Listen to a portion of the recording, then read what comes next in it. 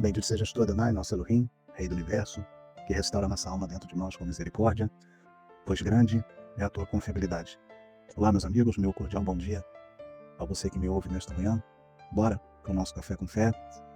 Desejo de todo o meu coração que nada esteja quebrado, faltando ou fora do lugar na tua vida e no seio da tua preciosa família. Amém?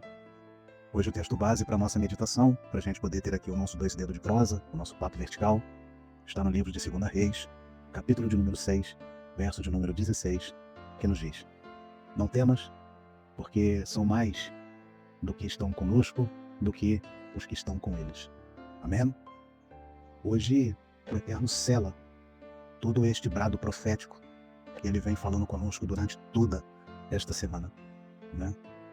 Ontem o Eterno nos deu uma palavra nos chamando para a capacidade de governo, de autoridade, de administração, de responsabilidade. E hoje o Eterno está nos chamando para a visão. Todo novo ciclo em que o Eterno nos conduz, nós somos levados a novos desafios, somos levados a novas provas, somos colocados a novos limites. E o medo, a incerteza, muitas das vezes, elas vão surgir. O Eterno trouxe ao meu coração até mesmo aquela situação quando Josué chegou com o povo ali em Canaã e ele enviou 2 grupos de espias para poder avistar a terra. E esses 2 grupos voltaram trazendo relatos com 2 visões, né, distintas. O primeiro grupo disse a Josué que havia gigantes naquela terra e que seria impossível tomar posse daquele lugar, pois eles eram como gafanhotos perto daqueles homens, que eles seriam esmagados se ali entrassem. Já o outro grupo, né, voltou dizendo que de fato havia gigantes naquela terra, mas que eles entrariam naquela terra porque foi a terra que o Senhor prometeu. Então você vê que são 2 relatos com visões distintas, né? Assim também aconteceu com Davi, né, diante de Golias. Você vê que todo o exército de Israel temia Golias, né, por ele ser grande, né? E ali todos diziam, né, quem pode com este gigante, né? Pois ele é grande por demais. E Davi, ao chegar e ver este gigante, já com uma outra visão, disse: quem é esse incircunciso que afronta o Deus de Israel? De fato, ele é grande demais e não tem como errar ele. Então, todos nós somos levados a este novo ciclo em que nós estamos profetizando durante todo o decorrer da semana. É natural que o cenário do medo venha a surgir, né? Assim como aconteceu nesse episódio aí de Reis, né? Quando o rei da Síria enviou aí um grande exército para poder prender o profeta, né, Eliseu. Aí você vai ver que dentro do texto, dentro da narrativa de 2 Reis, capítulo 6, você vai ver que cavalos, carros de guerra, soldados cercaram, né, ali o local aonde o profeta estava. E quando o jovem servo de Eliseu viu tudo aquilo, ele entrou em pânico, né? Tanto que no verso aí de número 15 ele diz: meu senhor, o que faremos? Né? Então a situação parecia totalmente perdida. Porém, a declaração de Emuná, de Eliseu, responde algo extraordinário no verso de número 16. Não temas, porque mais são os que estão conosco do que os que estão com eles.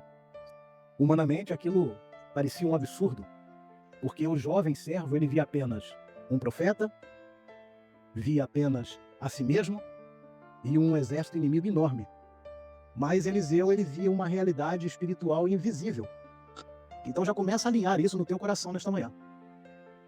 As nossas orações, ela muda a visão, tá? E nesse momento, Eliseu faz uma brahá, tá? Nesse momento, Eliseu ele faz uma bênção, ele faz uma pequena tefilá, uma pequena oração. Eterno, peço-te que abra os olhos deste jovem para que ele veja. E o Eterno abre os olhos do servo. Então, o jovem ele vê algo impressionante. O monte estava cheio de cavalos, cheios de carros de fogo ao redor. E isso revela algo extraordinário. A presença do exército celestial de Deus. O exército invisível. A narrativa mostra que o Eterno governa não apenas o mundo invisível, mas também o mundo visível. o mundo espiritual e o mundo natural está no controle de suas mãos. Esses carros de fogo representam os exércitos celestiais, chamado nas escrituras de hostes do Eterno, exército do céu. Então, o Eterno nunca está em minoria. Então, o servo de Eliseu, ele viu primeiro o problema, enquanto Eliseu viu primeiro Deus. Então, a diferença não estava na situação, a diferença estava na visão. Qual? Então, o Eterno hoje fala conosco que quem olha apenas para o natural, ele vai viver dominado pelo medo. Ele vai viver dominado pelas circunstâncias naturais. Então, este novo ciclo que se aproxima, primeiro ele está nascendo no mundo espiritual. E você precisa ser conduzido por ele. Nós somos guiados não por aquilo que a gente vê, nós somos guiados por aquele que a gente crê. Então, se você hoje que está tomando posse desta palavra, que vem lançando no seu coração toda semana, se você deixar com que as circunstâncias naturais venham surgir diante dos teus olhos, elas vão te paralisar. Porque a diferença daí para frente vai estar na visão. Amém? Então, quem entende a realidade espiritual vai viver com confiança daqui para frente. A narrativa chama isso de teofonia. E o Eterno comanda tudo isso. Comanda as forças celestiais, comanda os anjos, o poder do céu, e nada vai acontecer fora do seu controle. Nada.